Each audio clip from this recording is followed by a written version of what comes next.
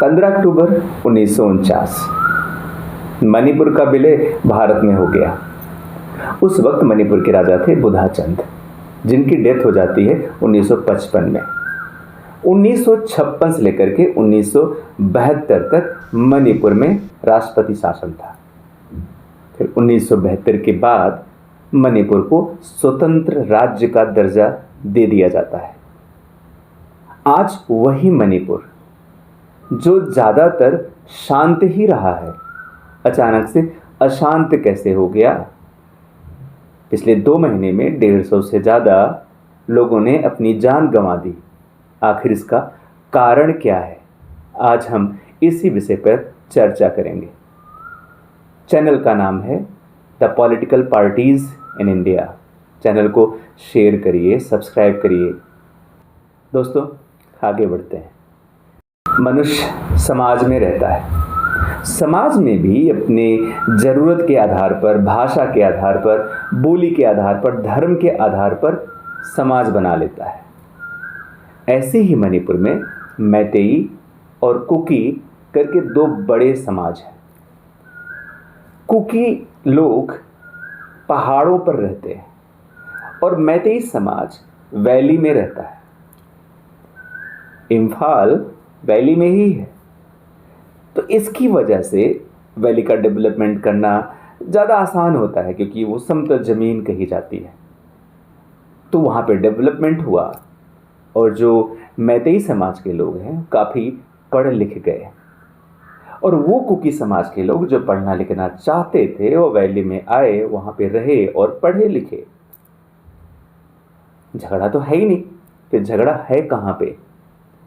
झगड़ा ऐसा है दोस्तों, मैतेई समाज 10% के हिस्से में रहता है, वैली 10% ही है, और 90% के हिस्से पर, मतलब पहाड़ों पर, कुकी रहते हैं, नागा रहते हैं, और भी ट्राइबल कास्ट के लोग हैं वो रहते हैं। फिर दिक्कत क्या है?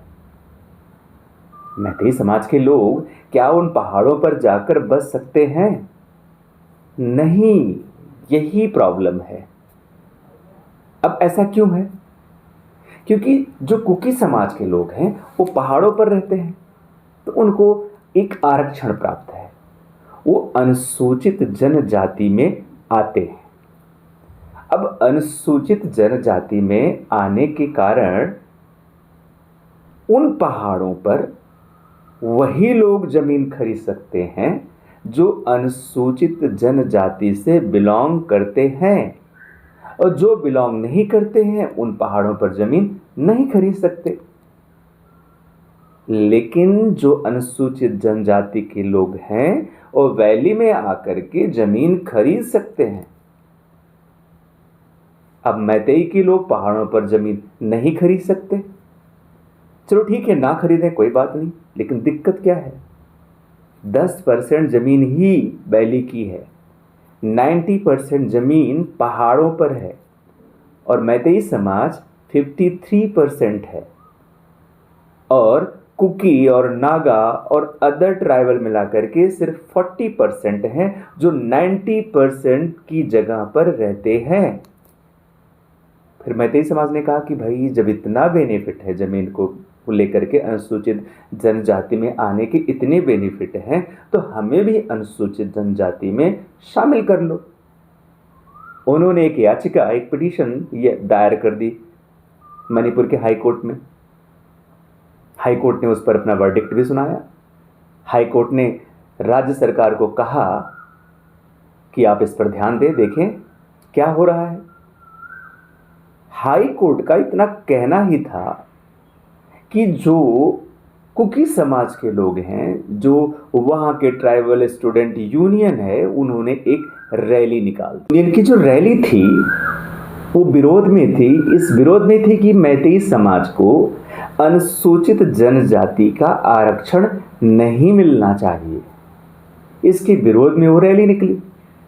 अब मैतेई समाज को वो आरक्षण चाहिए। फिर दोनों में घर्षण स्टार्ट हुआ, झगड़े स्टार्ट हुए।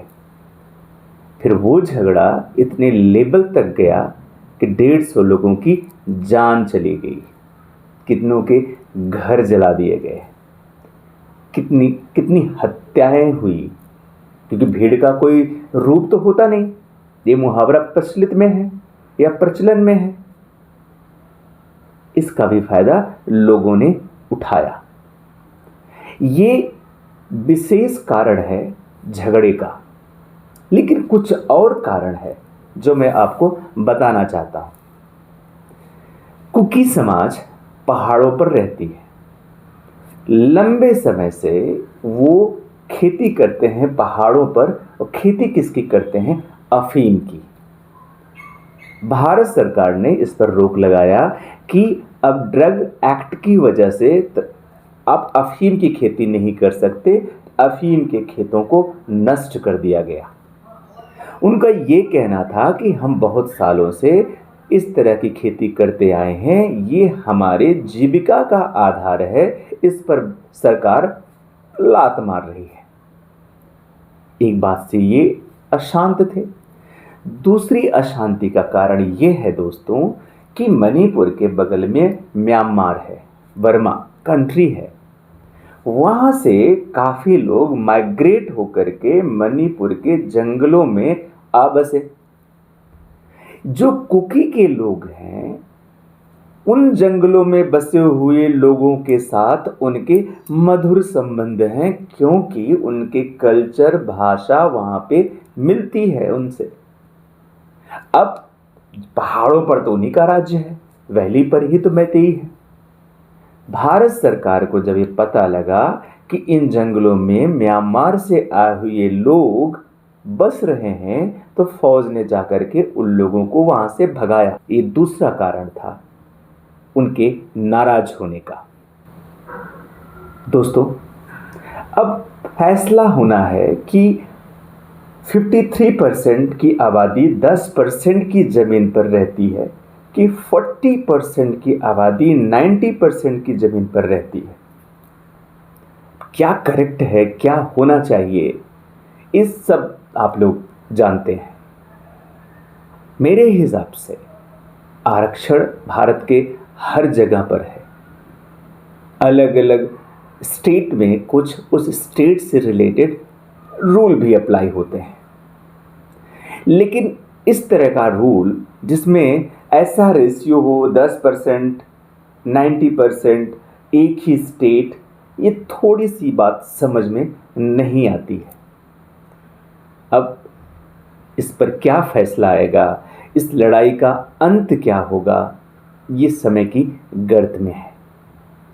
मेरा प्रयास था दोस्तों, आपको मैं ये बताऊं कि आखिर वजह क्या है, किस लिए इतना खूबसूरत प्रदेश इतना अशांत कैसे हुआ, अशांत करने में किन लोगों का हाथ है। बने रहिए हमारे साथ, चैनल को शेयर करिए, सब्सक्राइब करिए, लाइक करिए। बाकी आप लोग समझदार हैं। नमस्कार।